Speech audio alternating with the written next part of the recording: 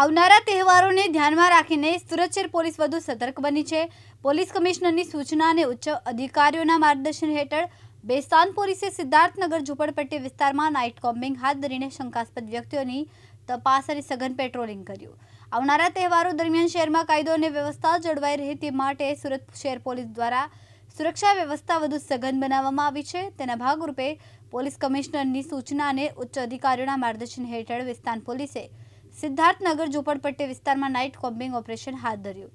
Combing દરમિયાન શંકાસ્પદ વ્યક્તિઓની ઓળખ અને ચકાસણી કરવામાં આવી હતી તેમજ સમગ્ર વિસ્તારમાં સઘન પેટ્રોલિંગ અને સુરક્ષાની સ્થિતિની સમીક્ષા કરવામાં આવી। પોલીસ દ્વારા જાહેર સ્થળો અને સંવેદનશીલ વિસ્તારોમાં પણ નજર રાખવામાં આવી રહી હતી જેથી કોઈપણ અનિચ્છનીય ઘટના બનતા પહેલા અસરકારક કાર્યવાહી કરી શકાય। સુરત શહેર પોલીસનું કહેવું છે કે નાગરિકોની સુરક્ષા અને શહેરમાં શાંતિપૂર્ણ વાતાવરણ જળવાઈ રહે તે માટે આવી કાર્યવાહી આગામી દિવસોમાં પણ ચાલુ રહેશે।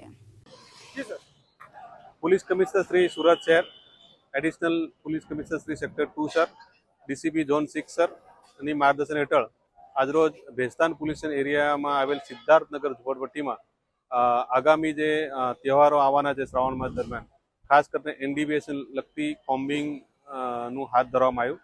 આ કોમ્બિંગમાં ડીસીપી ઝોન 6 સરના વિસ્તારના 4 પોલીસ સ્ટેશનના 1 પીઆઈ 8 પીએસઆઈ અને 70 જેટલા પોલીસ માણસોએ ભાગ લીધેલો અને અલગ અલગ લગભગ 8 ટીમો બનાવી આ જે 13 ગલીઓ છે સિદ્ધાર્થનગરમાં ખૂબ મોટી ઝૂંપડપટ્ટી છે એ તમામ ઝૂંપડપટ્ટીનું ચેકિંગ હાથ ધરવામાં આવ્યું અને જે ઇલીગલ જે એ થઈ છે એ વખતે કાયદેસરની કાર્યવાહી હાથ ધરવામાં આવેલી છે।